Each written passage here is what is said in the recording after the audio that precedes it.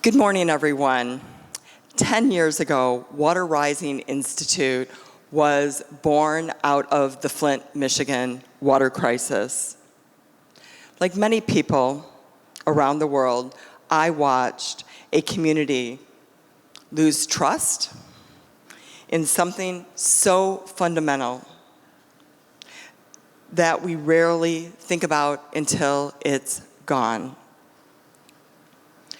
Flint taught us something profound. Water is just not infrastructure. Water is health. Water is dignity. Water is economic stability. And most important, water is human potential. Over the last decade, we've worked alongside communities, utilities, researchers, philanthropic foundations, and partners because we believe that water touches everything. But 4 years ago, I came to the Cannes Lions Creative Festival for the first time. Not because I worked in advertising, not because I was part of the creative industry. I came because I was curious. I wanted to understand how ideas became movements, how cultures changes, how things that were invisible became impossible to ignore. As I walked these halls of the Palais, and I listened to some of the greatest creative minds in the world, and I kept asking myself, not climate, not sustainability, water. The one asset that powers every civilization, every economy, every brand, every technology, and everyone's life on this planet we live on. And yet, water had no campaign, no movement, no icon, no agency, and no voice.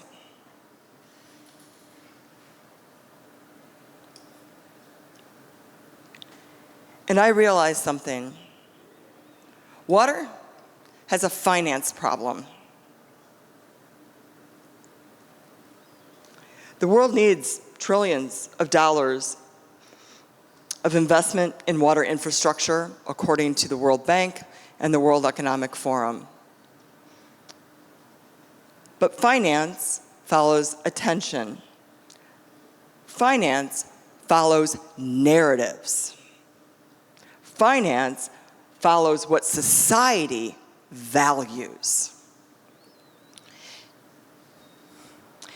And far too long, water has remained invisible. And that's when another thought occurred to me.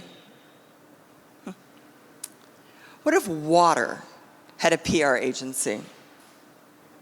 Not just engineers, not just chemists, not just utilities, not just government. What if water needed storytellers, strategists, brands, the creator economy that we're in now, media, people who knew how to turn the invisible into unforgettable? That question became a movement. And today, after 10 years, after Flint,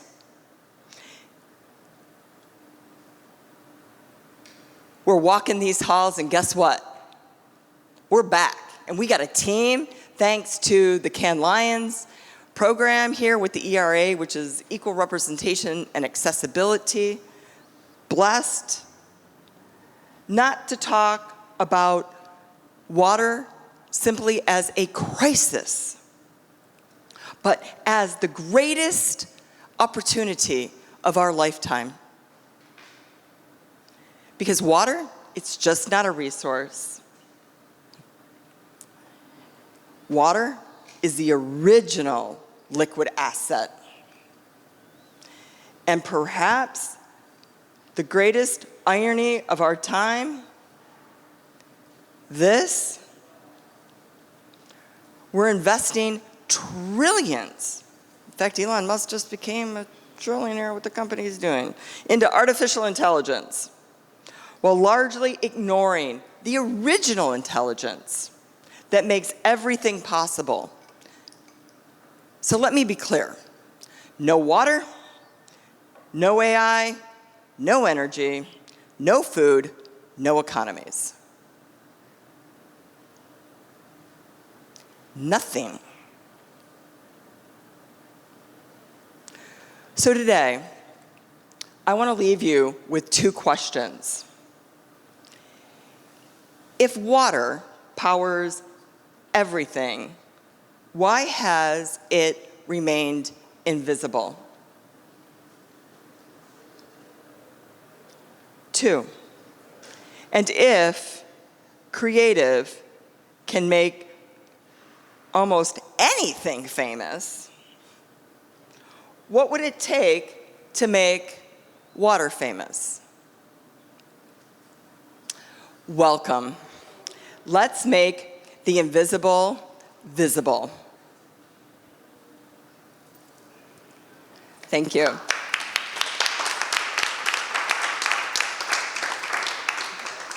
So we're going to bring up, I like to call them our water Avengers. I'm going to bring up Hodge. I'm going to bring up Morton. I'm going to bring up Peter. And we're also going to have an audience participation on, just kind of asking our AI, or you can just answer this question to yourself, like, why is water invisible? And I really want to start right there with that conversation today, right, with this group. So Hodge, come on up, buddy.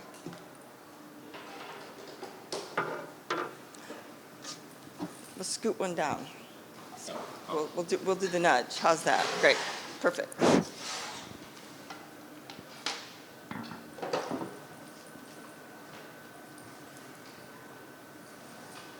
Hey guys, how's it going? Great. How you doing today? Good. All right. So we'll have to just like pass around these mics a little bit and go from there. So, man, Hodge, are you sitting here with me? I'm in the building, folks. I'm right here. I'm excited about being here. This has been on my bucket list, but it's different when you go to a place and you're doing something that has purpose, intention, and meaning. And so I'm excited about it. Wow. We've known each other a long time, right? This journey has definitely been a journey in itself. So let me ask you this. What do you think it is going to take to make water visible?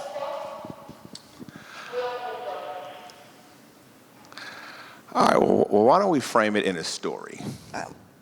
I'm good on that. Okay. You want to go there? Yeah. So I'm gonna look at a story. I guess by a quick show of hands, has anyone ever heard of Diamonds Are Forever? One of the most powerful campaigns in human history. But it's really a story of manufactured desire.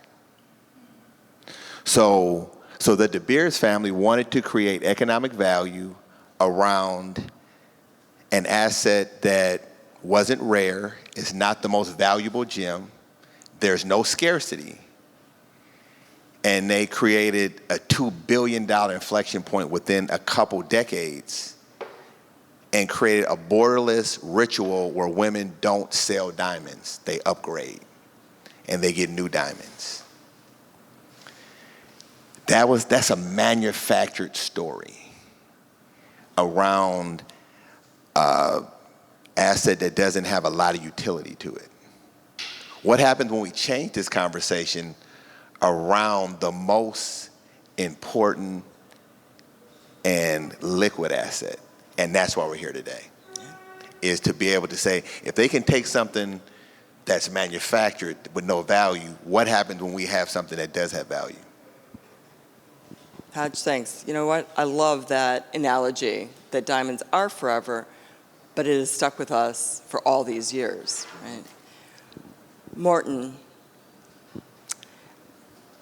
man, come on. Great segue. Yeah, Great right? segue. All right, we got the creator in the house. Yeah. Like literally, worth so your while. Honored to be here, and this is a cause worth fighting for. And I would frame the story. I like your analogy. Diamonds are forever, and it's an awkward thing that, you say in advertising, if you do a great ad for a pen, it writes better than the other pen. But that's actually what creativity can do. It can make you feel and desire something a lot more than you thought was possible. And I would say, water is invisible in many contexts, but I think the main problem is that we don't desire it anymore. Water used to be the god, the Poseidon. Like back in the ancient times, we worshipped water. We actually also feared water. And then during time, we conquered it, we piped it, we pumped it, and now we just take it out of the tap for granted. And we've potentially fallen out of love with water. And when you fall out of love with things, just like in a relationship, it breaks. The relationship breaks, and you don't take care of it anymore. So I believe in the power of storytelling, and I believe that in any relationship, you can repair it again. But that's not only about attention, it's about creating desire. And that was exactly what they did with diamonds. They created a narrative and the storytelling about desire. So if I should frame something around water that we've been working with for many years, is people want to create desire for water, but they do it through fear a lot. And I think that's a wrong angle to take into it. We have created cognitive blindness in the industry for fear of war, climate change, economies, everything. It's the natural place to go, because if we run out of water, we die. So it's a natural place to start. But I would frame it differently. You should actually look at the value of water. The value of water in our economy, it is massive. So if we run out of water before we die, the economy dies. If the economy dies, the world dies. So I think if I should call to arms in the creative industry, it's, as you framed it, let's give water a PR and a creative agency. That could be multiple agencies. But let's change the narrative around water, that it's not like the environmental situation that we're going to die tomorrow. No, it's a value conversation. Water has immense value, and it's a finance conversation about what is the true value of water in the world we live today. Yeah. So Morton, these are all great brands. Great brands, right? Yeah. Act Responsible. Yeah, that's a great brand. I like that one. All right. We've got AD, we got AR, PP, all these really great brands, right? Yeah. Do you think water touches them all? Water touches everybody and touches everything. I don't think they're aware of how much it touches them. And then you can make a point of that, Peter, soon. But imagine if they all funded money into one place and created an agency, an agent for water globally to make it famous. That's a massive dream to do. But it needs some funding to do that. And it needs a lot of awareness in the corporate world that you can't take small pockets of money and make it happen. It has to be centralized, the storytelling around water. So that you've got me thinking here, all right? And so since I'm going to ask you some more questions on that. Yeah. Right? So if we were to create a house for water, AKA water house, what would it take to really start bringing in all of them to really understand that water needs to have its own house? Because in the houses that it's currently in, it's a little diluted, wouldn't you say? Oh, definitely. I mean, I don't have the precise answer for that, but I know when an industry focuses on something, they can create real change, and for good and bad. And I'm not going to name the oil company that did it, but when we invented the carbon footprint, we put the blame on the consumer. Like, you're the reason why you have a carbon footprint. But that was a global movement that was created within the oil industry and the creative industry.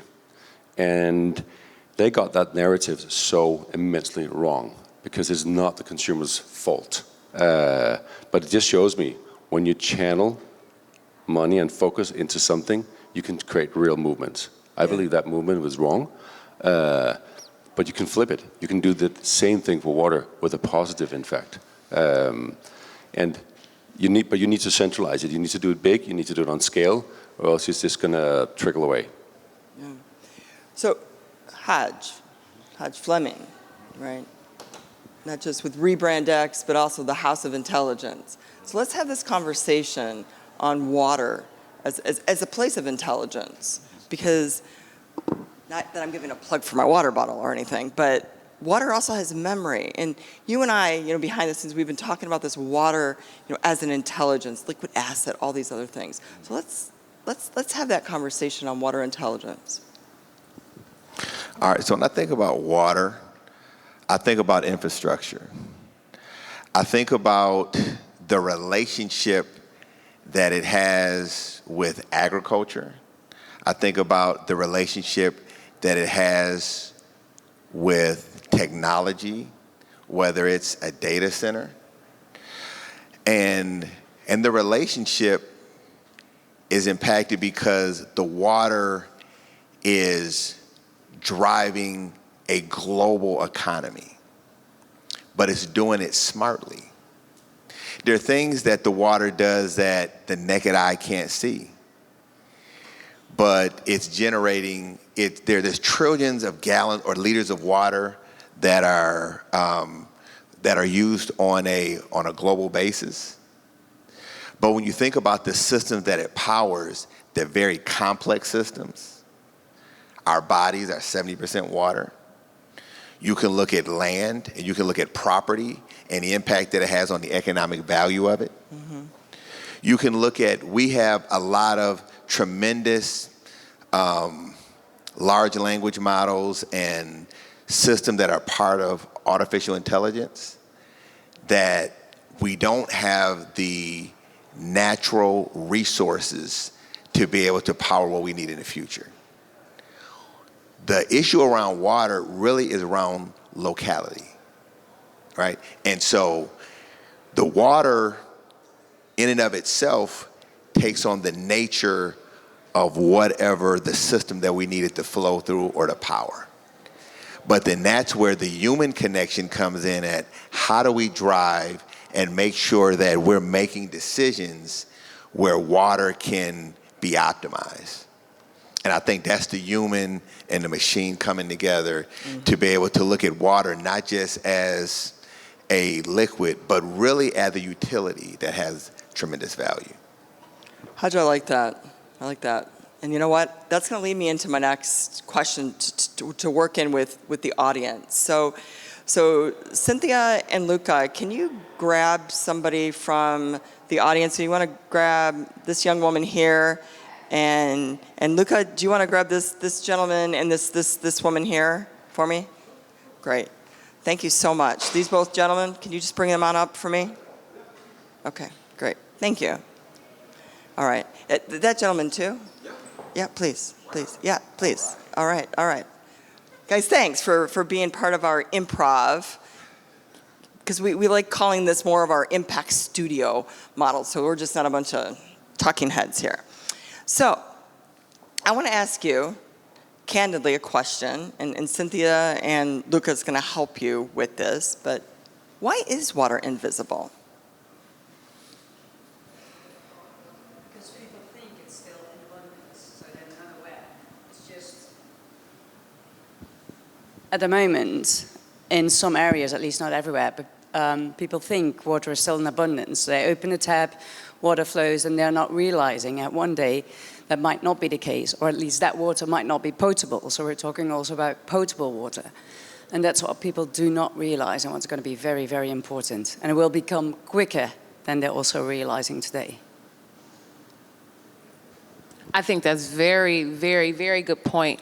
What do you think? Let's think critically. Let's think, open our minds, pull out your AI if you want to put it in there as well. Why is water so invisible? Like this young lady said, it's in abundance, seemingly, so we forget about it. But what are the reasons can we think about of why water is invisible? One of the things is we experience the hydration, I believe. We experience the benefits. We experience the south of France, dinner, looking at the ocean. So we think it's in abundance, but we don't experience the process that it takes to get to us. So we don't see the underlying process for that. So we don't have that appreciation or know what that pipeline looks like.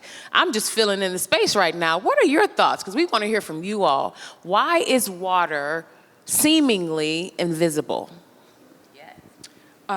Just building on to what everyone is saying, I think there's also this thing that everyone is talking about currently, the attention economy, and that is basically people like tech companies, social media, content creators, they're all fighting for people's attention every single day, and that means that reliable resources like water kind of fall into the background as less critical issues. People are more concerned with what's online and what the newest trending piece of content or information is.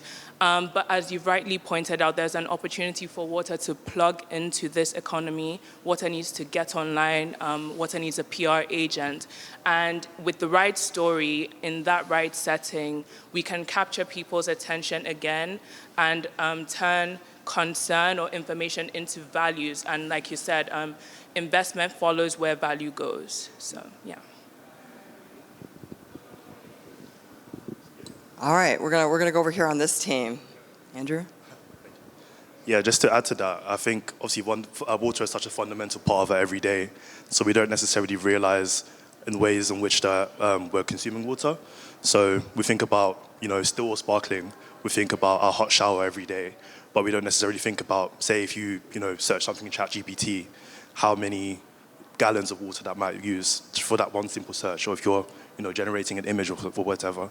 So yeah, it's just something we don't really consider every day because of how it benefits us, how we consume it, and how we can see it as well. And I guess we're lucky to be in a part of the world where it kind of seemingly feels abundant. We have running water. We don't live in a place where necessarily our seas are rising in a very visible way. We're not affected by flooding. So yeah, I think that's probably why. Yeah. I think it all comes from branding. When you brand something, its value goes up, just like a piece of rock. You call it a diamond, and now you come with branding behind it, and the branding makes it the most valuable item is desired in a relationship. But in general, as a human being, we don't value something until we lose it. When we lose it, then we value it. So water has no value until we don't have it. And then suddenly it becomes the most valuable thing because you cannot live beyond 3 days with drinking water. I think from my perspective, if you look into how water could become valuable is you need to put science behind it to understand what makes a good water and what makes bad water.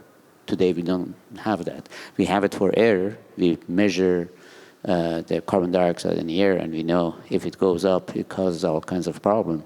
But we haven't done a fraction of that study when it comes to water. I mean, everybody feels like, oh, water, all waters are the same. No, water can make you sick. Water could also heal you.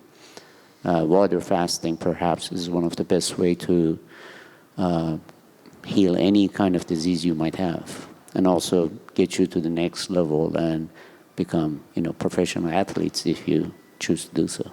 So I think it comes from putting more science and putting more people that will say, this is what happened to me after I did 2 days fasting, 20 days fasting, 40 days fasting. I met someone that did 39 days of fasting, and he was able to live because he was supposed to die from Lyme disease.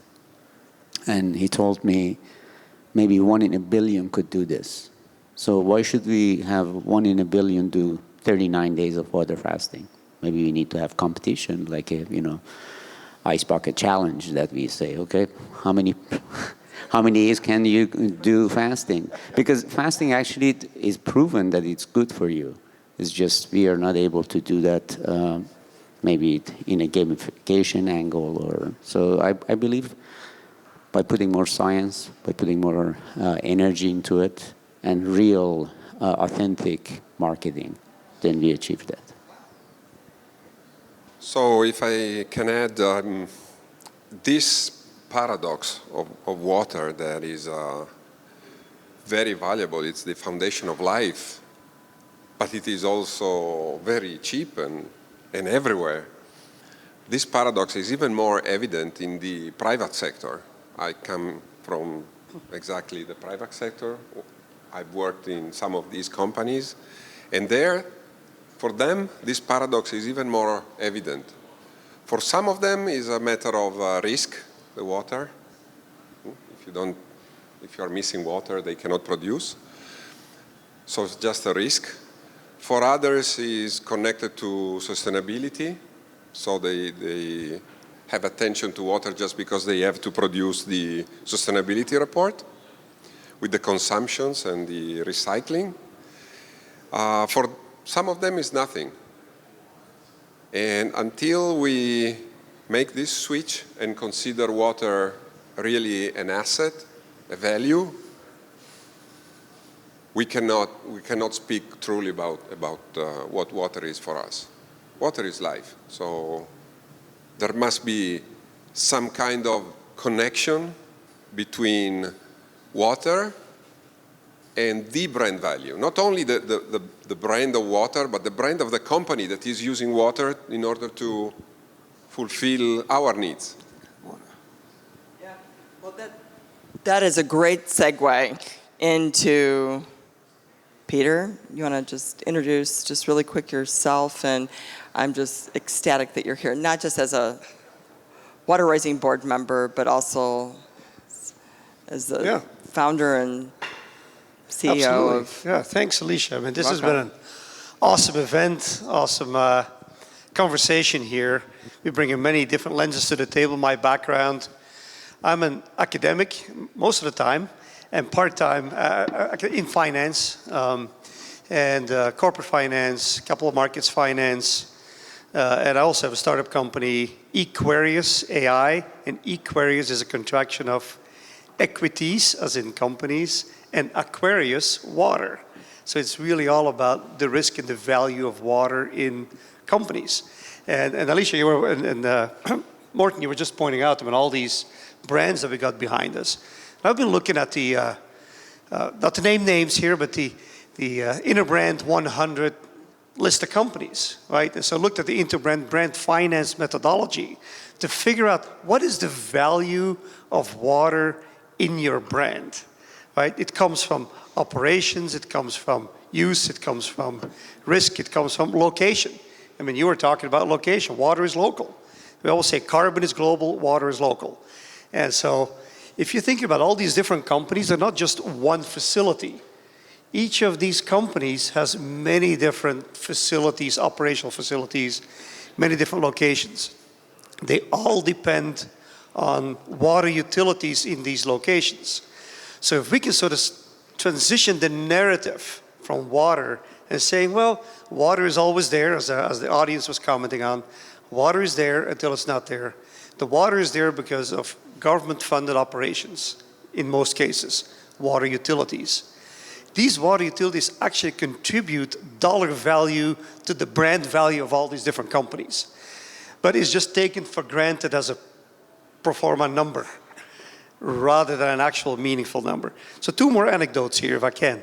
One, I've been to a lot of data center kind of conversations, I guess, with communities in the United States. And when you talk about data centers in the context of, it's always about water and energy, right? Water, energy and the humming of the data center. But on energy, the public worries about, is my energy price going to go up? On water, it is there going to be enough water? even we are not conditioned to think about water as something that has an actual price or cost. We worry about our energy bill. We don't really worry about our water bill as much. And you hear it in the context of these data centers. So another big part about the invisibility, or the lack of visibility. And a plug here for Ken, because I've been spending a lot of time both downstairs in the basement and elsewhere looking at campaigns. And there was one that particularly struck me, and it had to do with invisible forests. So the invisible forests are the kelp forests. They said, the whole argument, I guess, of the campaign was, we name all forests that we can see that are on land. We don't name any of them that we can't see that are below water, like the kelp forests. We also don't necessarily know where they are, so you can't name them if you don't know where they are. So they actually started working with all sorts of organizations to find all of them, name them, look at what the contributions are to biodiversity, the contribution to oxygenation, the contribution to whatever's going on, I guess, however they're used. And that is not driving conservation, it's driving investment, it's driving recognition. So they made invisible forests visible. And I think so there was a lot of opportunity around the watersheds that all our companies, all these brands are tied Peter, into. that also just brought in the fact that 40% of the water is lost right now before it We're arrives to wasting your it. home. I mean, Right. if that was in any other industry, so like if you had that inefficiency, Apple was like losing, or Google was losing its data, 40% of it every day? Wow. What, I mean, from this... It's huge. I mean, you think about named water events like droughts can impact the value of a brand, maybe temporarily, but these things go up and down anyways, by up to 47%. I mean, that is a significant value, because you look at brand value, which is different from market value, like shares and all of that. Brand values of the LVMHs, I mean, it's like $12 billion. You're looking at the Bulgaris, the luxury brands of Bulgari and Lamborghini and companies like that. I mean, they're like in the single-digit billions of dollars. But now you're looking at percentages of that. Those are still hundreds of millions of dollars that are actually tied into water. And therefore, when that water isn't there for operations, you're going to have that kind of impact on the brand. So yes, losing the water, not having that, not having it for production, losing the capacity, it's something that is not priced in brands, which goes back, Alicia, I think, to your point of it's always about risk, right? We always talk about risk, and risk makes things visible. It also creates the opportunity because it isn't valued and it isn't priced. If we were to price it, it generates what we call in finance an alpha. And an alpha is an excess return. It's additional return, additional value that you currently do not have. So if you take care of your water, you generate additional return if we can price it. I want to add on to that real quick. So you brought up some interesting points. So what if we were able to connect rituals to some of these things to be able to drive the economic value? And I'll give you an example. So if we look at Liquid Death, they have a valuation of about $1.4 billion. But that was birthed out of the founder seeing people take a Monster energy drink can and putting water in it. Or the ritual of what happens with, what's the organization that had the yellow can, the yellow water thing, and they're doing the wells in Africa. They have the yellow, everybody's seen these. Anybody remember? Yeah. Anybody? I'm drawing a blank here for a second. Yellow water. Yes, I only know the blue water. Yellow. So, Okay. All right. yeah, but yellow. Okay. But I'm just curious about that in terms of like rituals, like how that could drive some economic value. I'm just curious. I still don't know which one was the yellow one. But I want to add to what you're saying, Peter, because I think so it's hugely interesting. We need to package this because it stays between the brains of the super smart people, and we need to get it out to the broader audience. So the narrative you're telling here is completely right. It's very factual, and we can all agree to it. And I think this conversation has been going on for decades. It's winning some kind of momentum, but we need to give it lightning speed. this conversation here. And I agree with the gentleman down there. It is a branding exercise. What you just talked about before, the cases downstairs. It is a branding exercise. It's not a simple exercise. It's complicated. But that's why you're here in Cannes. Right, You no, love exactly. the community in Martin, Cannes. yeah. Your dream is to have one of the big beach party houses down on Cannes. That is your house. No. That everybody... We want this. Our house. We want Waterhouse. Waterhouse. Because water is now something super sexy. We want to put creativity behind it. We want to put energy behind it. If and when that happens, you're going to see a momentous shift in it. It's like what happened with carbon footprint, and I disagree with it, but what happened, the creative industry got behind it when the inconvenient truth came out. How much money do you think that I mean, over 30 years, they've been working on that narrative, right? Ads went into it, billboards. How much do you think? I mean, honestly, I don't want to. No. It's in the billions, and I don't know if I said in the beginning. It's like climate is like Brad Pitt that's gotten the TV F11. shows, the sexy Brad Pitt front cover magazines, and all the attention. And water's like Doug Pitt, the brother of Brad Pitt. Yeah. Who the fuck is he? Exactly. Yeah, but he's you know the what, same though? family. Matt Damon, shout out to Matt, my homeboy who's now doing the rapping as his side career over at water.org.